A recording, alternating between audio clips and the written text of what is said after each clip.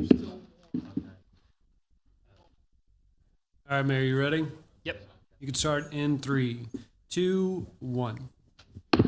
All right, we'll call the City Council regular meeting agenda for Monday, March 23rd, 2026 to order at 6:35 p.m. If you would all rise and join us as we're led in an invocation by Councilmember Carbone, followed by pledges to both of our flags by Councilmember Koza. All right, if y'all would bow your heads with me. Dear Heavenly Father, thank you again for another day. Thank you for everything that we take for granted here in this city, in this state, in this nation. Be with those that are protecting our freedoms overseas.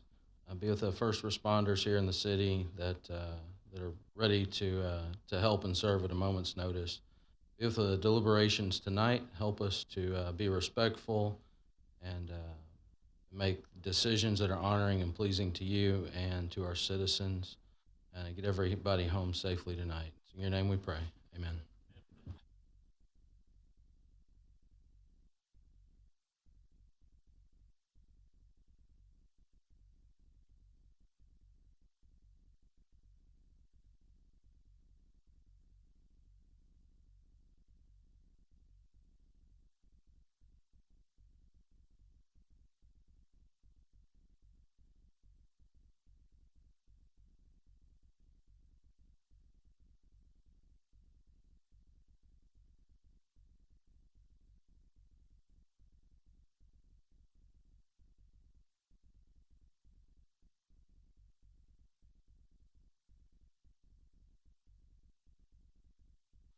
All right, thank you for that. We'll move forward in the agenda. Roll call and certification of quorum. Madam Secretary, I certify we have a quorum present as all members are present with the exception of Ms. Javaria, who will be absent for the evening. Before I move on for citizens, I would like to recognize our newest member of the team over here, our Assistant City Manager, Jennifer May. Joined the group last week, went through the week-long new employee experience and is now on the ground running. So welcome her. Yep. All right. With that, we'll move to citizens' comments. I believe we have 2 that are all under general comments. So Mayor Pro Tem will call your name and give you instructions. Kyle Haynes, want to make your way to the podium and just state your name for the record. You've got 3 minutes to speak. Appreciate you being here.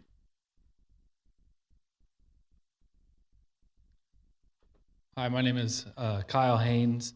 I'm coming to address a concern that's happened in the new D.R. Horton community, Alexander. I bought my house July of this past year, and when I purchased my house, there was no mention of the addition of townhomes in our community. As of recent, we just found out one of the newest residents to our community, his realtor made it clear that there was going to be townhomes in our neighborhood. It's going to be 1/3 of the entire community.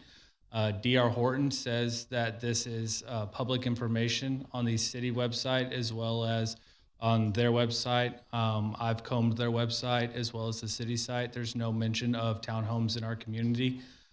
D.R. Horton is saying that the city has placed a law requiring that all new build communities have townhomes inside of their community, and is saying that the city will not allow them to change the permitting from townhomes to single family homes within our community, basically leaving their hands tied, which I understand is not true. They're stating that this will not devalue our homes or our ability to resell their homes, given that one of the townhomes is going to be directly to my rear, my backdoor neighbor. I do know that this will affect my ability to resell my house.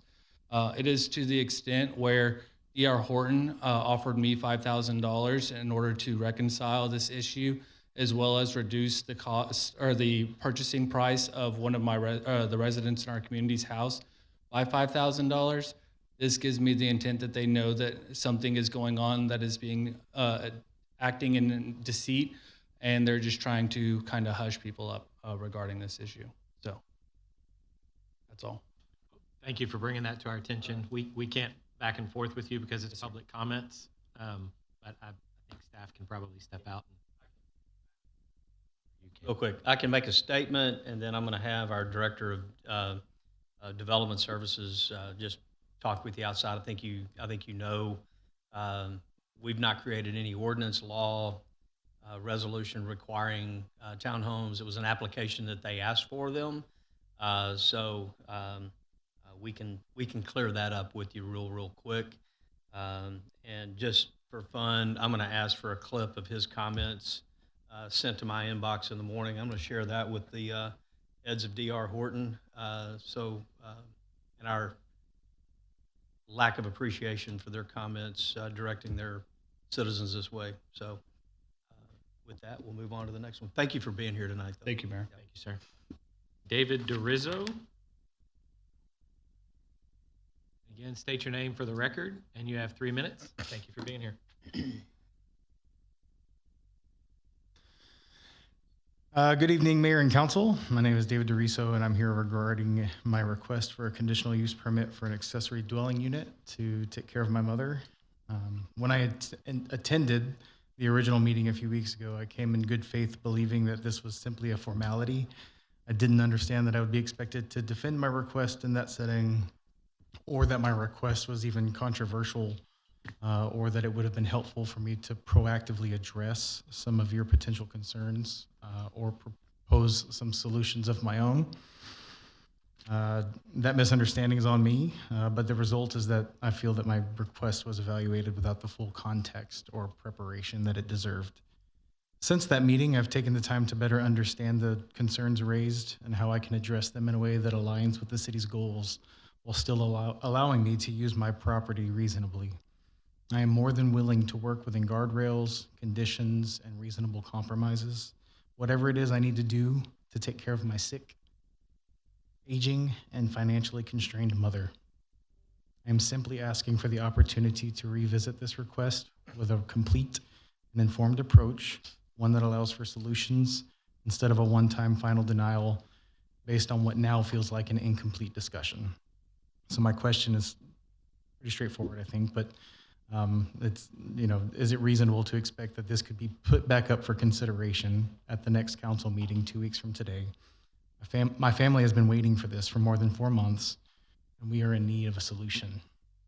I look forward to working collaboratively with the city to find a path forward. Thank you for your time. Thank you, sir. That's all our public comments. All right, sounds good. Thank you, David, for being here tonight. With that, we're moving to the consent agenda. Before we present that, item E as in Echo is being removed completely to a future agenda item, so it's just going to be items A through D. We have asked for A to be removed, so Mr. Koza, would you present consent agenda items A through D with the exception of A? Yes, Mayor. Consideration and possible action on consent agenda items A through D with the exception of A. So moved. Second. We have a motion and a second. Madam Secretary, call for that vote.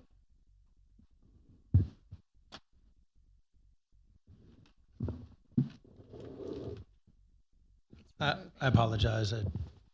Which ones are removed? A and E is moving to a future agenda. Okay. Thank you. Member Koza, Aye. Member Carbone, Aye. Mayor Pro Tem Byram, Aye. Member Cade, Aye. Member Fernandez, Aye. Member Patel. Aye. The motion passes 6-0. All right, Mr. Koza, if you present item A, please. Yes, consideration and possible action on resolution number R2026-62. So moved. Second. We have a motion and a second. Quick staff report. Thank you, Mayor, and good evening, Council. This is an interlocal agreement with the Gulf Coast Center, and what it does is it'll create a crisis co-response team, and that unit consists of one sworn Pearland police officer, as well as working alongside a certified mental health professional. This is a grant program with the Gulf Coast Center where they fund the mental health personnel, and we provide the officer. And the purpose of this is, as we have those types of calls, we have an ability to avail ourselves to many more resources to work with those folks that are in need from that standpoint when our police is responding. So that we'd be happy to answer any questions. Thank you. Right. Mr. Byram, you asked for this to be removed. I did. Thank you, Mr. Mayor. I primarily just asked for it to be removed to recognize the need for this. I think this is a great initiative of our community. I appreciate you guys bringing it forward. We've talked a lot from this dais as well as in our community about the need for mental health services in Pearland and in Brazoria County. And so I'm very much in support of this. I know that our officers as well need support internally as well as in our community. So I just wanted to thank staff for bringing this forward and finding a way to make this happen. Good deal. Any questions, comments? Agree. It's a great opportunity. Madam Secretary, call for the vote. Member Koza, Aye. Member Carbone, Aye. Mayor Pro Tem Byram, Aye. Member Cade, Aye. Member Fernandez, Aye. Member Patel. Aye. Motion passes 6-0. Turn the page here. All right. Moving to new business, Mr. Carbone, if you'd present item number 1, please. Thank you, Mayor. Consideration possible action resolution R 2026-51. So moved. Second. We have a motion and dual seconds. With that, quick staff report. Thank you, Mayor. This item accepts the city's annual comprehensive financial report for fiscal year '25. And first, before handing it over to our auditors, I want to give credit to our interim director of finance, Tanisha Williams, and our controller, Danya Long, and their team. They've done a great job working through this process and have led us through this audit season as we continue to make incremental improvements in this process and have it now completed on time within the new state deadline to complete your annual report. Also want to say thanks to our Deputy City Manager, Victor Brownlees, for leading that team. And at this point, I'll turn it over to Andrew Jeanette with Whitley Penn to present the audit for fiscal year '25. Thank you. Welcome. Just make sure you give us your name for the record, and looking forward to your presentation. Alrighty. Thank you, Mayor. Good evening, City Council and Mayor. My name is Andrew Jeanette, and I am with Whitley Penn. And so I was the senior audit manager on this year's financial statement audit and federal single audit for the city of Pearland. I have a brief presentation prepared for you tonight that's going to go over the audit process, the results of the audit, and then we'll end with some required communications. Our audit engagement leadership team is on this slide, and so we had Sean Berry, myself, and then we had Patrick Simmons, who's the engagement partner, as well as Lupe Garcia, and he was the quality reviewer, also a partner with our firm.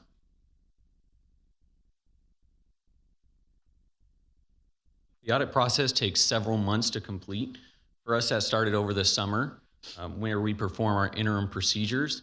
During that time, we perform procedures in the areas of internal controls and compliance. We perform walkthroughs. We meet with multiple departments across the city, gaining an understanding of how the city operates. We look to gain an understanding of what policies and procedures are in place in order to produce accurate and timely financial statements. Once the city's fiscal year has ended, we will return for our year-end field work, at which point our procedures are more geared to the financial information that's being produced and generating the annual comprehensive financial report, or the ACFR. We perform substantive test work on significant account balances and transactions. We also confirm information with third parties, such as your legal counsel and financial institutions. We also perform various analytical procedures based on what we know has transpired during the year in the city, based on decisions that we know that this body has taken during the fiscal year. Over this entire period, we're gaining audit evidence so that we may express an opinion on the financial statements, as ultimately that's the objective of this entire process. And that's to determine whether these financial statements are fairly presented in all material respects for your users of your financial statements. This slide just highlights some of the critical areas that we performed internal control testing over. So you had human resources, payroll, procurement, AP, information technology, your CIP, utilities, municipal courts, license and permits, parks and rec, and financial close and reporting. As external auditors, there's a number of different conclusions that we can come to throughout this process. On the far left, you have the disclaimer. This indicates that the records did not exist or were in such poor condition that we're unable to form an opinion. The middle, you see qualified or your modified opinion. This says that everything was fairly stated in material respects, except for those items noted in our report. And then on the far right, you have the unmodified or the clean opinion. This is the highest level of assurance as external auditors that we can provide this city. And this states that your financial statements were fairly stated in all material respects. And we do conduct our audit in accordance with the generally accepted auditing standards and the government auditing standards.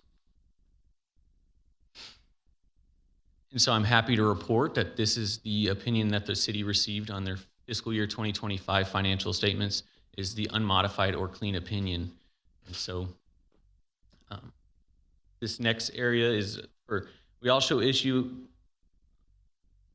because the city was required to have a single audit in fiscal year 2025, we also issue the auditor's report on internal controls and compliance. And so there's a snapshot there of how the city's performed over the past 4 years. And so for fiscal year 2025, you can see that there were 0 material weaknesses and 0 significant deficiencies identified. And so there were no instances of non-compliance material to the financial statements noted. The final report that we issue is the report on compliance for each major federal program. This year's federal program was CDBG non-entitlement grants, or ALN number 14.228, and we noted no findings or questioned costs. Finally, we'll end with some required communications. As part of the audit, we do review the city's accounting policy to ensure that it's following all current pronouncements. There was one significant pronouncement effective this year, and that was GASB Statement 101 for compensated absences. This was implemented during fiscal year 2025, and the accounting policies and methods are appropriate in accordance with industry standards. The financial statements do include estimates. We reviewed management's basis of these estimates and concluded that they were appropriate and being made in accordance with generally accepted accounting principles. There are significant risks in financial statement audits. These occur in any financial statement audit and are not specific to the city of Pearland, but that's the improper revenue recognition. We bring that up and that to let you know that we're aware of this and that we design it in our audit procedures to mitigate this risk. In our testing, there were no material misstatements noted. There are some adjustments that we do propose, but management reviewed, approved, and took responsibility for those and posted them to the city's general ledger. We had no disagreements with management over the application of accounting principles or management's judgment on accounting estimates. We encountered no difficulties in dealing with management in performing and completing our audit. We had the city's full cooperation through each phase of the audit. The final piece of audit evidence that we obtained is the management's representation letter. This letter is signed by management and represents to us that everything that we asked for was provided and that nothing had been withheld. We are not aware of any consultation with accountants or auditors made by management on any matter. And lastly, we do serve as a resource to the city. We will provide guidance and answer questions, but at no time do we feel that the way we answer or the position that we take on a matter is a condition on our retention as the city's auditors.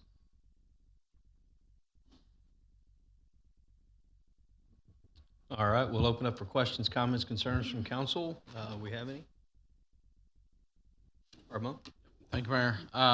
We had an audit committee meeting earlier, so I got to hit you with all those questions earlier. Could we go back to slide 6? Just wanted to clarify, we've been receiving clean opinions, but when you look at the internal controls, we did have some material weaknesses and significant deficiencies back in 22 and 3.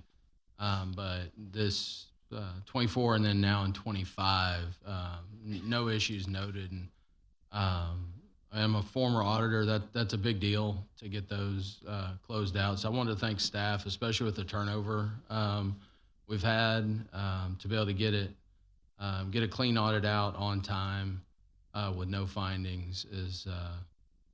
Sometimes we take that kind of stuff for granted, but we shouldn't. So thank you all.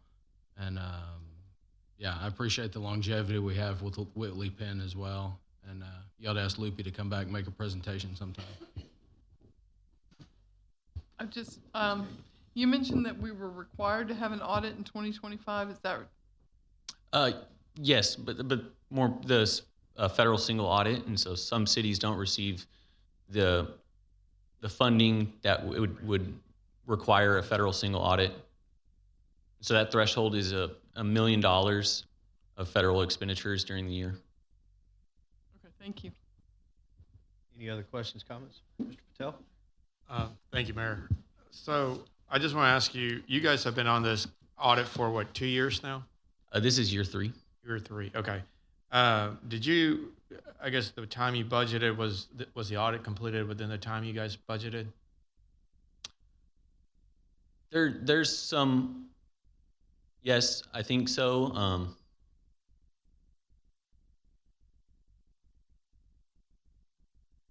I don't know. I'm Yeah. paused. I don't know if you're still thinking or you want me to speak. Yes, I believe so. I think that, we had a goal to get this audit done before March, and so I think, everyone worked really hard to get it there, and especially coming from the past 2 years. I think last year we issued in April, and the prior year was either May or June, and so I think everyone's been working hard to get it there and get under this deadline.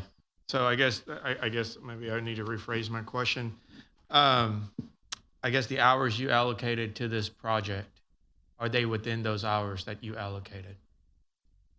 I think we're getting there. I think it was a little higher than what we would want it to be, just with the turnover and kind of getting through, getting these material weaknesses and significant deficiencies cleared up, and getting everything where it needed to be.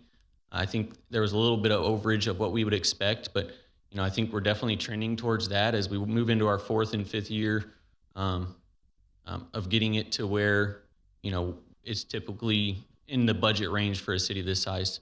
Okay. Yeah, and I guess that's my concern, right? That because we have I've been here 3 years, and I feel like every year we've gotten a new financial director in their position, and everybody has a new way of doing things. And so, and I do appreciate what Mr. Carbone pointed out, that yes, our deficiencies have gone down in internal controls, but I just want to make sure that next year, we don't even have a director yet, right? So we'll have somebody new. And again, when you do your audit next year, I want to make sure that we're being more efficient on this audit, right, for cost purpose. And then you talked about the adjustments that you recommended. How large were these adjustments? I don't have an exact dollar amount off the top of my head. We do include our adjustments with our management representation letter. I know we discussed in the Audit Finance Committee that we'd be providing that detail to you so you can see those numbers. But I did misspeak when I said that slide. There were a few material adjustments that we proposed and that city reviewed and took responsibility for and posted to their ledger that we assisted preparing this year. And so those will be notated in that report as well. Do we get that report? I've asked for it in the past. I guess it'll be interesting to see, I guess, what adjustments you're proposing. And if it's, I guess the question would be, have these adjustments been proposed in the past and they just keep disagreeing, or was it something new? These adjustments are showing up. There's some repeat ones that we have proposed in the past, particularly on the capital asset side. Those adjustments, of course, there were capital assets that are larger in dollar value. So I think as the city's working diligently to clean up that area of the audit, I think those entries will be transferred and prepared before we even get onto site. Okay. Yeah, if staff can please share those just to kind of get an idea of what the adjustments they are, and in the past, if these are repeat, is there a way you're footnoting them that hey, these were proposed last year or similar, or? Yes, we can absolutely include those. Okay. All right. Thank you. Note on that. Yes. Mr. Fernandez? Thank you, Mayor.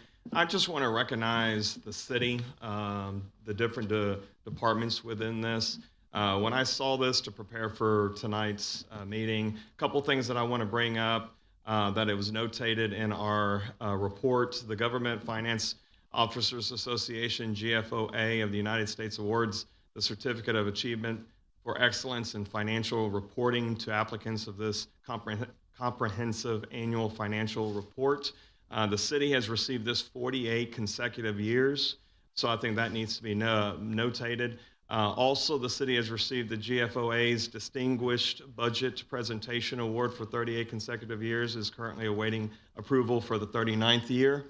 And then lastly, I just want to point out that we recently, the City Secretary's office received the Transparency Star in Open Records, Open Government and Compliance Award by the State Comptroller's Office. And so for all that, I just want to say thank you to all those that make that possible within our staff. Thank you, Mayor. Thank you, Mayor. If I can just confirm that we received today confirmation that we have the GFOA Budget Award for the 39th year. Excellent. Thank you. Deal. Any other questions, comments? Seeing none, I want to echo the same thing that Councilmember Carbone, mentioned. It's nice. The trend that we see here is good. That tells me all the work that we've done behind the scenes, Victor and your team, your guidance, your leadership, along with finance, and Trent and your leadership in making sure that we're doing things the right way. I think one thing, I want to say this publicly, and you can talk about it a little bit, because things get thrown out there and people may listen and see this. What gets really, really difficult in a city our size, when we've got sizable projects that we have going on, whether it's a wastewater treatment plant, a water treatment plant, a major roadway, we're not talking about an expenditure of a few $100,000, but we're talking about multiple millions of dollars and moving rapidly. There's a lot of line items that are coming through, and we've got to close the books on September 30th. We have to draw a line, and boom, on September 30th, what does the financial picture of the city look like? And you've got these large capital projects. You heard him talk about one of our difficulties is in making sure that we're capturing on September 30th exactly what has been spent to date. And you can imagine, to the penny, how do you do that and do it accurately when you've got invoicing and all kinds of stuff that's going on with these large capital projects. So a city our size and this isn't, we're not the only city that has difficulty with this. All cities that have this kind of a capital intensive program going on has a difficulty making sure that they do this. But the audit has to be correct, has to be accurate. Our finances have to be accurate. So it's just real hard to get that to tie back. So we're as long as we have large capital projects, we're going to have difficulty every year, on September 30th, making sure that we zero that out and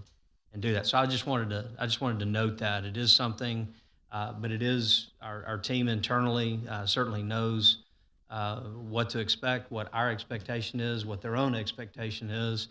Tanisha, and you and your team have done a great job in the interim in getting this to this point and where we are. So I want to thank you for all that. And like I said, it's 3 years in a row where we can, or 2 years in a row, we have the zero material weaknesses, and we just need to see that trend continue. So I want to thank you guys for that.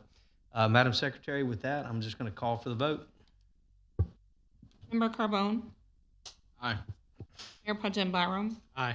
Member Cade? Aye. Member Fernandez? Aye. Member Patel? Aye. Member Koza? Aye. The motion passes 6-0. All right, with that, Mr. Byram, if you would take item number 2. Thank you, Mr. Mayor. Consideration and possible action, resolution number R2026-57. So moved. Second. We have a motion and a second. We'll move to staff report. Thank you, Mayor. So City Council, as well as senior staff, had a strategic planning retreat, which we held on Saturday, January 31st of this year. And the purpose of that was to review, update, and prioritize the city's strategic priorities, as well as the associated milestones. There were new milestones and action items discussed, along with realignment of some of the ongoing milestones. So what you have in front of you tonight is the adoption of those updated strategic priorities and milestones. And we're going to walk through a brief presentation, mainly focusing in on the new things and and then some things that were tweaked. So always want to start off with what are our strategic priorities, and our layout here is very purposeful because we look at resilient finances and trusted government as really the foundational things, that if we do not have those two things, and if that's not how we conduct our business, we really can't do the what. So those are foundational. And then the what are safe community, strong economy, sustainable infrastructure, and connected community. And all of that is to accomplish our why, which is to be the community of choice. So with that, just recapping, we reviewed our 25 accomplishments at the retreat. We looked at some of the highlights of what we're working on in FY26. City council members shared their desired legacy, and we reviewed our existing milestones and explored new ones and new action items associated with those as well. So the culmination of that, and we shared it out in the memo, was 11 milestones completed from past years. We modified 2 milestones, added 6, and then we had 8 new action items that we're working on. So completed milestones under trusted government, the agenda request modifications. So we made modifications to our agenda reports last year to help with clarity on how they support strategic priorities and clarity in the document or the information, and some more consistency in the documentation associated with those. And then we also update quarterly updates to the audit committee. So while that's an ongoing one, we've implemented it, so we're considering it completed from a milestone standpoint. And then strong economy, we completed the Old Town Revitalization Plan and have adopted that. And of course, that is going to see additional action coming out of that, things we've already started and other things that are in the works. And then we also completed the HGAC FM 518 corridor study, which also is now moving into the next phase of looking at how that's going to work with the Old Town study. Under Safe Community, under Police, we completed a unified dispatching study, which recommended some additional personnel there, but not making a unified dispatch at this point, but something to continue to monitor to make sure to move towards at the appropriate time. And then our public safety training facility, which we did complete land acquisition this past year. And also under Safe Community Emergency Management, there was one to look at incident management team certification pay. We looked at that within the context of our overall certification pay and our pay plan, and did not make a recommendation to move forward with that. So, and then under Sustainable Infrastructure, evaluating the productivity of the drainage maintenance plan. So that is our 10-year plan, which you heard about tonight. We continue to evaluate that. We feel like we're ramped up now and can really determine over the next couple of years whether we meet that 10-year goal.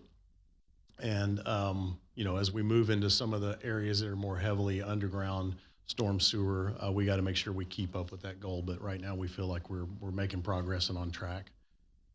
And then under resilient finances, implement recommended changes in the financing staffing, which one of those, the major one there was to establish the Office of Management and Budget, pull the budget piece of that out and into the city manager's office. And we've done that. And then under Connected Community, our customer service assessment and report, completed that. We've stood up our customer experience team, and we continue to work to grow that. And over this next year, we'll start to implement the next portions of that. And then we also implemented the Cisco call center application associated with the Pearland customer experience team. A couple of milestones, I think it's 2, maybe 3 milestones we've made a little bit of a modification to. So under strong economy, we had previously continued the process to update the UDC, the Unified Development Code. So we just tagged on here, including reviewing the plan development process, as we've discussed recently, and assuring that it has alignment with Pearland 2040 and the comprehensive, or 2040 comprehensive plan, as well as Pearland Prosperity Plan. So really, what we come out of the UDC specific to plan development, that'll potentially drive some changes in the comp plan, as well as Pearland Prosperity Plan future updates. And then under resilient finances, we've had the develop mid-range 3 to 5 year financial planning, which we rolled out this past budget cycle. And so we just added to that, including a strategic level overview for funding the internal service fund. So we're really taking a look at that. We're going to have some things to contemplate and look at for the next budget cycle when we get to our early budget input session associated with those internal service funds. New milestones. So these are the new ones that came out of our session in January. Trusted government, develop and implement a citywide framework for ethical artificial intelligent use that aligns with the City of Pearland values and operational goals. Trusted government, this is a little bit of a continuation, but continue, monitor, assess, and respond to state legislative actions that preempt local control. And I think, a lot of these are around land use controls. And then these two go together where you develop internal protocols and external engagement strategies to address the multifamily housing proposals and future legislation implications as it impacts local zoning authority. Under Safe Community, we talked a lot about, our emergency response for fire and EMS, and where we do that outside the city limits within ESDs, within mutual aid areas, and just trying to wrap our hands around the cost of that, and are there strategies to help with the cost of those things. And then also updating the effectiveness of coverage study for the fire department. Basically, the last time we did that predated the annexation law changes from a couple of sessions ago. So we need to update that based on our current city limits and limited ability to annex into other areas that were included in the previous study. And then under resilient finances, we review the fund balance policy. So we've been working on that. We're looking to potentially take more of a risk-based review of that, and we're going to have some additional information coming up at the early budget input session as far as how we look at that.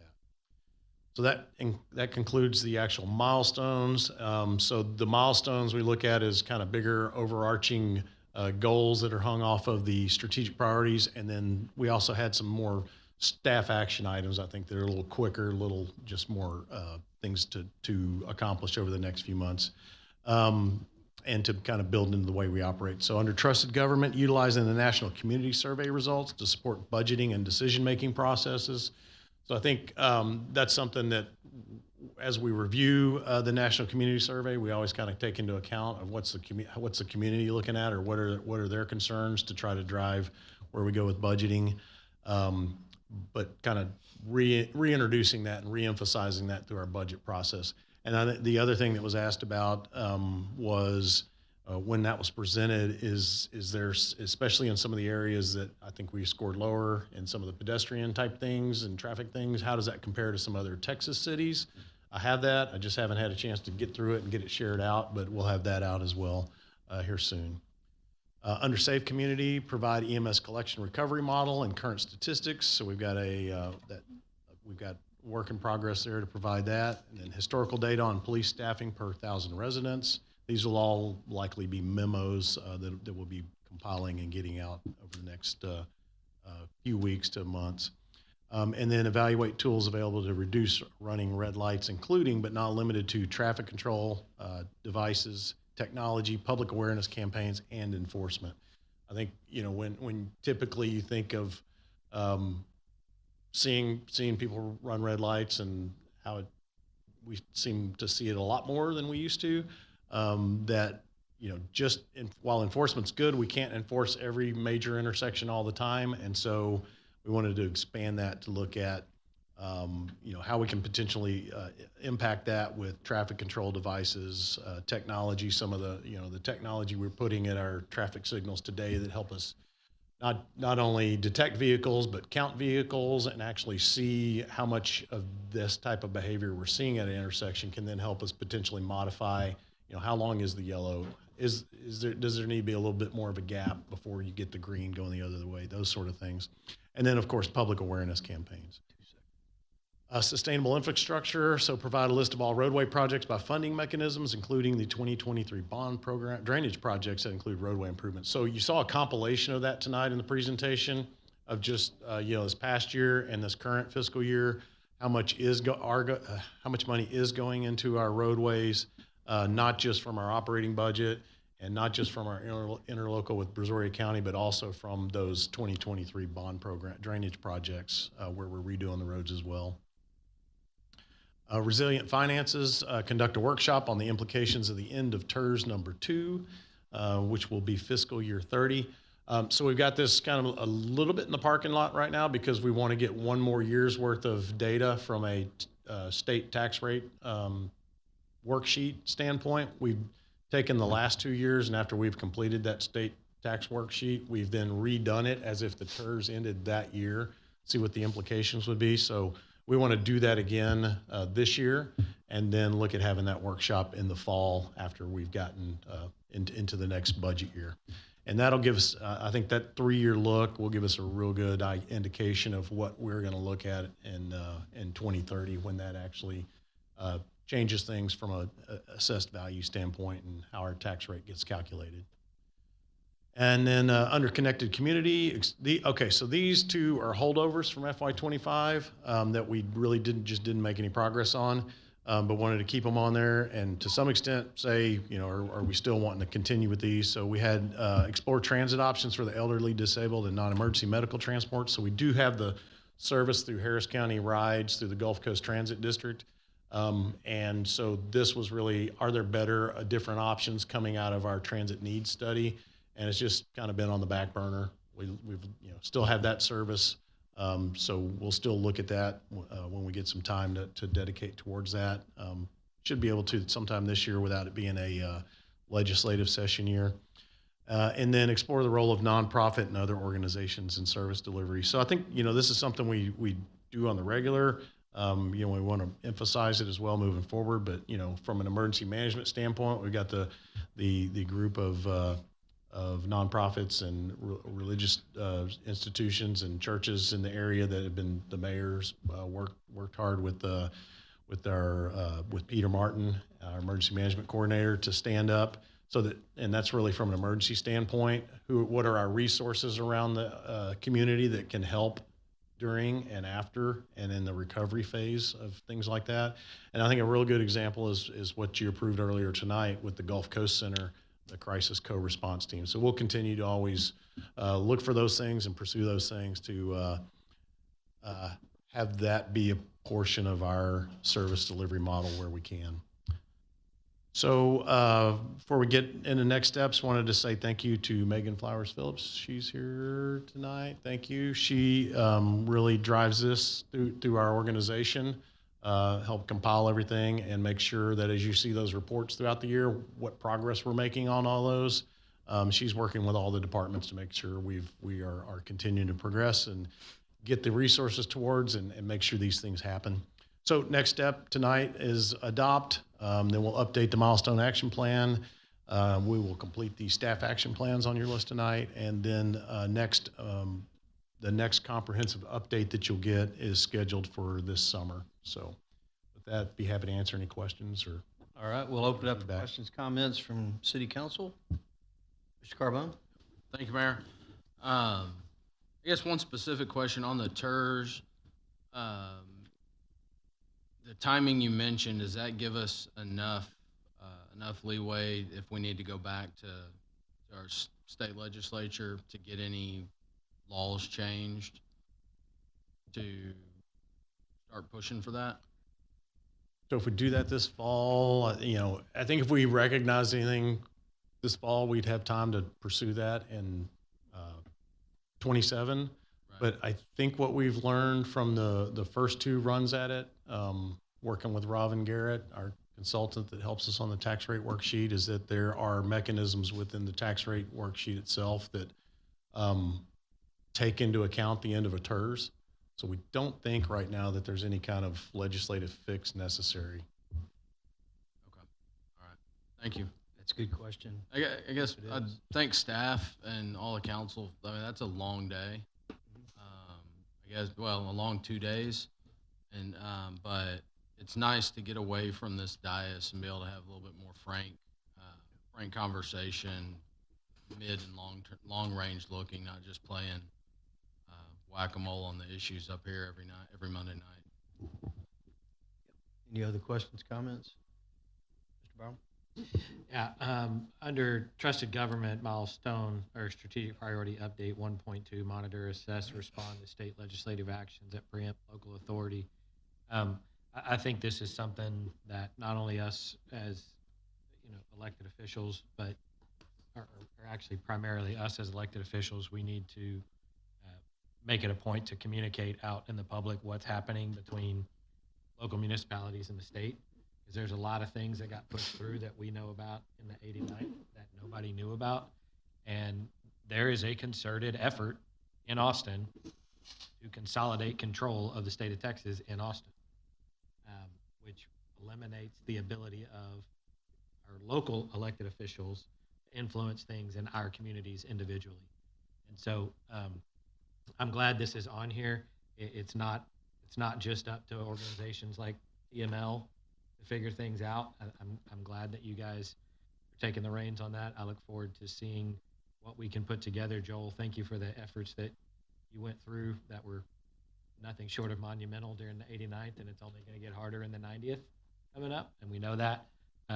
But the community needs to be aware of what's going on, and I just wanted to point that out and let you know that there's a lot of conversations, and your elected representatives and your staff work very hard, show up in Austin, and try to really advocate for our community. But you don't know what you don't know, and I want to make sure that we speak to that and the community is aware.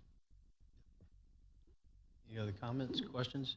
I just want to echo a couple things. Staff, thanks for indulging us for a couple of days as we walk through some of this. I echo what Mr. Carbone said. Sometimes it's kind of nice take the formalities away for just a little bit and have a very matter-of-frank conversation. We feel empowered to be able to do that. Doesn't matter if we agree or disagree, but we have the opportunity to just kind of sit down and have those discussions, and I think that's important for our council to grow together. At the same time, it's to hopefully come out of this and we speak with one voice when we adopt these, that this is what we're handing over to staff because we want to see it get done.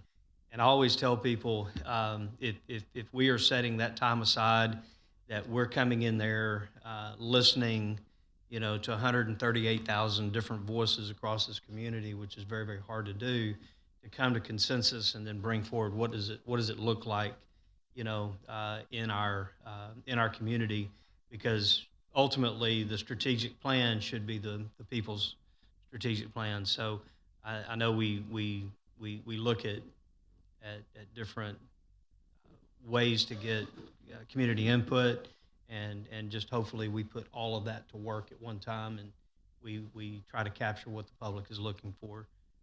There's always a handful of people who are real loud, but then there's a whole lot of people who are not. And, our goal is to represent as many of the majority as we possibly can. So I want to thank everyone for just going through this. My time up here is going to be limited over the next couple of months. And, when I stepped into this role almost 6 years ago, this was something that was very near and dear to me, was bringing the strategic planning and the strategic framework to bear. And I want to thank staff for buying into it all the way through the organization, not just at the city manager level, but directors and departments all the way down. They take this where it affects them, and they really work it hard and at making sure that these, whether it's a milestone or anything else, that they take it seriously and they deliver on it. So I just want to thank everyone for doing that. As a follow-up to what Mr. Byram was saying, something Joel and I had talked about, and there's still time to do this. We just have to figure out how we do it. But TML represents all cities. But at the end of the day, what I hear often is from our legislators is if Houston, Dallas, San Antonio, Austin, and the like want something, that's where TML's resources and everything else is going to go. And that's what I hear. And of course, I'm not in their room, so I don't know that for sure. So what gets missing all the time, and just as for the public's edification as well, because reps have told us we spend half our time fighting the Big Five, and all of our legislation is aimed at them. So I'm like, well, all your legislation is aimed at them, but we're the guys that get beat up in the process. We're not your problem child. It's the Big Five, as you say it. And so one of the things that we had talked about was trying to find that mid-city from 60, 65, 70,000 to about 200,000 in population. And how do we identify those cities, and how do we, become a conduit that helps put some of that together, where we're speaking in one voice with that group, where we are saying the same thing when they're going to Austin, when we're going to Austin, with the different cities and days and county days and all the kind of stuff that's going across. How do we speak with one voice across the state where this mid-range, because the real small cities are typically never in a bracket that get hit anyway. It's always that mid-size and then on up. And how do we speak with one voice? I think part of it is just identifying the cities, and then number two, how do we identify and then go and approach and see what we can do? Not trying to create another organization, not trying to do anything above and beyond, but that one action item in here may be something that we could start and create something that's there that could actually be tangible from session to session. So something to ponder and think about. So I think it would be worth at least identifying who those cities are. You could identify the ones in the Houston area, Dallas, Fort Worth, San Antonio, Austin, kind of have somebody to go to help rally. And then you've got other cities across the state like a Waco or Abilene and the like who would fall into that would be a little bit more of a one-off. So something to think about as we move forward into the next session, because they're all reeling from the same issues that we do. They're all concerned about the same things as well. So last call for questions, comments. Mr. Carbone? Just one point of clarification. When I said we weren't up here and we got away for a retreat, so it doesn't get turned into went to Hawaii or Mexico. We went to the new police academy over off Cullen. So yeah. Just want to make sure. It was a public sector. Mayor, I can wrap up just real quick. Yeah. So, a valid point on trying to get some of those cities, and it seems like there's more and more cities structuring like we are, where we've got a governmental liaison or somebody that's following those things. So I think that's something we'll pursue. And just want to say thank you to the mayor and council for having the retreat and spending the time in that, because it truly does, as the mayor said, it sets our direction.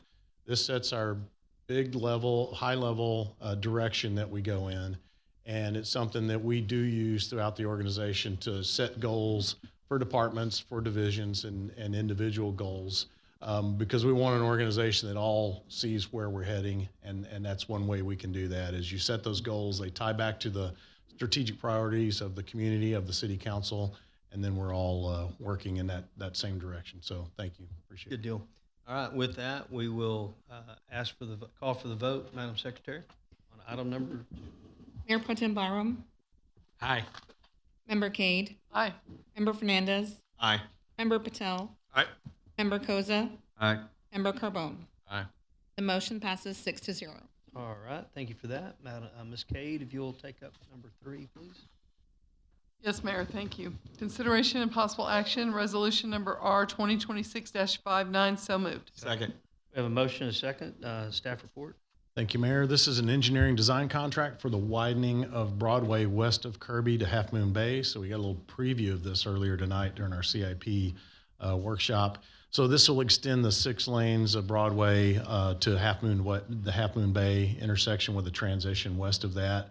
So it eliminates that current awkward transition we have just west of Kirby. So the project costs are being fronted by the Pearland Economic Development Corporation and will be reimbursed through TERS number 2. The current schedule is to have the engineering, bidding, and award completed by next summer and construction completed by the fall of 2028. Consor North America was selected as the engineer through our qualification-based selection process, and we recommend award in the amount of, just as indicated in the AIR, just a little bit over $616,000. Thank you, Mayor. All right, any questions, comments from council?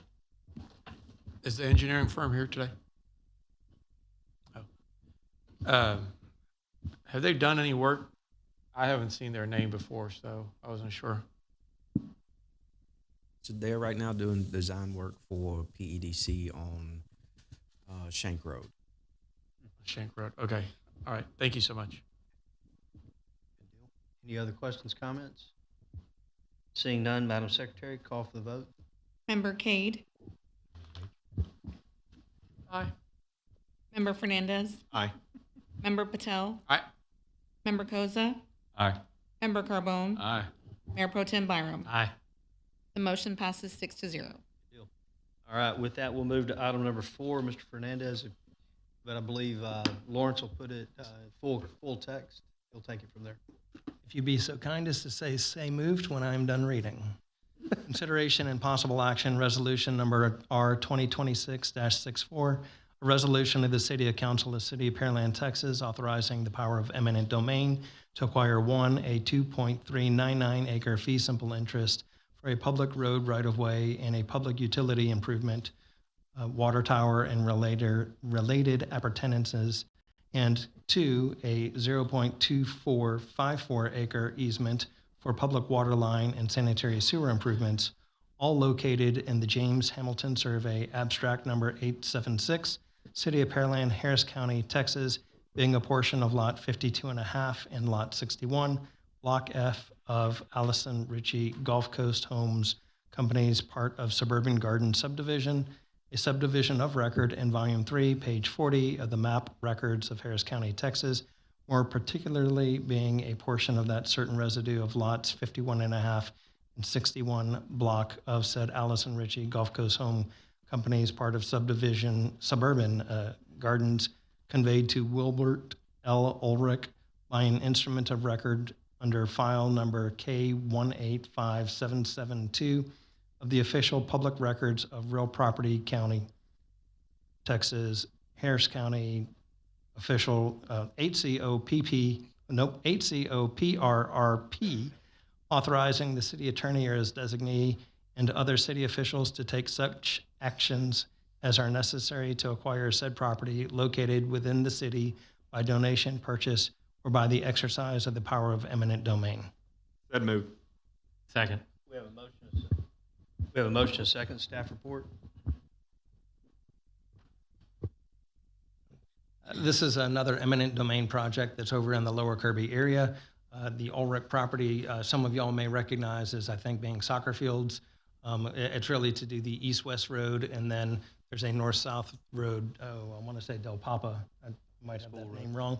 And then the utility site is going to be the water tower for that area, trying to make sure that we can have sufficient water pressure to serve everything in the Lower Kirby district. As of now, we're about $220,000 off between the city's offer and the counter offer from the property owner's attorney. We hope to get past that. We hope to not have to go forward, but because of the timelines associated with our projects out there, we're doing this in an abundance of caution. Yeah, and that delta, when you put it in percentage terms, they're about 30 or 40% higher than where we are. So $250,000 a number when you consider in percentages. So with that, questions, comments? Seeing none, Madam Secretary, call for the vote. Member Fernandez. Aye. Member Patel. Aye. Member Koza. Aye. Member Carbone. Aye. Mayor Pro Tem Byram. Aye. Member Cade. Aye. The motion passes 6-0. All right, with that, other business, there were none. Mayor, council issues for council discussion, there were none. We do have executive session under Texas Government Code, Section 551.074, personnel matters, deliberation regarding city boards and commissions appointments. Sections 551.074, personnel matters, deliberation regarding ratification of the city manager's appointment of the fire chief, and Section 551.074 regarding the performance evaluation and appointment of the municipal court judge. Council will recess into exec session at 7:34.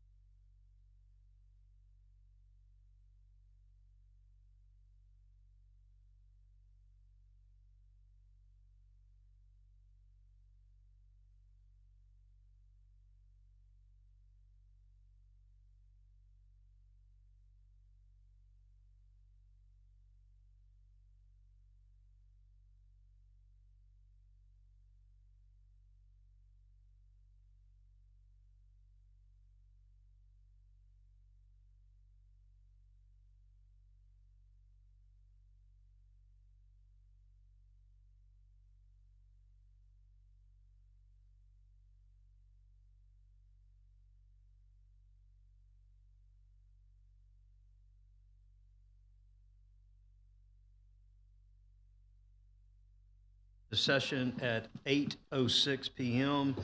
With that, we're going to move to new business item number 6 for just a second. Mr. Carbone, do you have a motion for us? Yes, sir, I do. I'd like to make a motion to appoint Catherine Saman to the municipal court judge position. Second. We have a motion and a second, and we are keeping it as the part-time that we had talked about in executive session. With that, Madam Secretary, we'll call for the vote. Apologies. So is this for a particular term, a 4-year term, We didn't discuss term. a 2-year term? Because you can either have 2 or 4, and if you didn't discuss it, I'd recommend a 2-year term and then come back in 2 years. Then it would be for a 2-year term. Thank you. Nobody said we had to vote. All right, Madam Secretary, call for the vote. Member Carbone? Aye. Mayor Pro Tem Byram? Aye. Member Cade? Aye. Member Fernandez? Aye. Member Patel? Aye. Member Koza? Aye. The motion passes 6-0. All right, thank you for that. And with that, we are going to recess back into exec session at 8:08.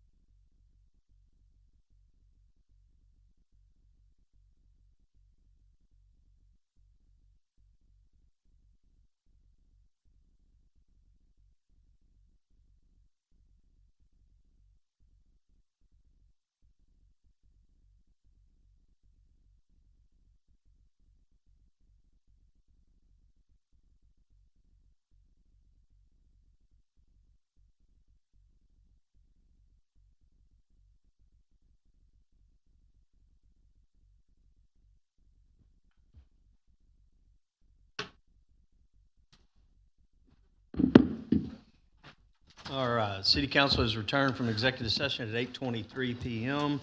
With that, we'll move to new business continued. Item number 5, Mr. Carbone, do you have a motion for us? I do. I would make a motion to ratify the city manager's appointment of the fire chief to Mr. Lewis Harris. Second.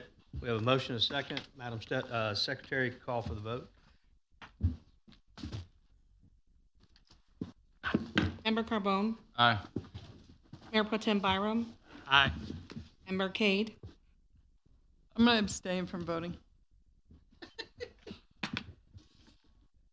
Member Fernandez? Aye. Member Patel? Aye. Member Koza? Aye. The motion passes 5-0. All right, with that, we'll move to adjournment at 8:24.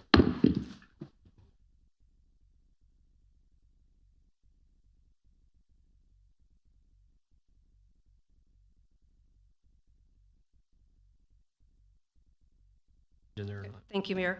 Consideration, possible action, resolution number R 2025-CUP 2025-0159, including the staff recommendation. So moved. Second. We have a motion and a second. We've had questions, comments from council as well as staff input. We are voting to place the condition on the property as talked about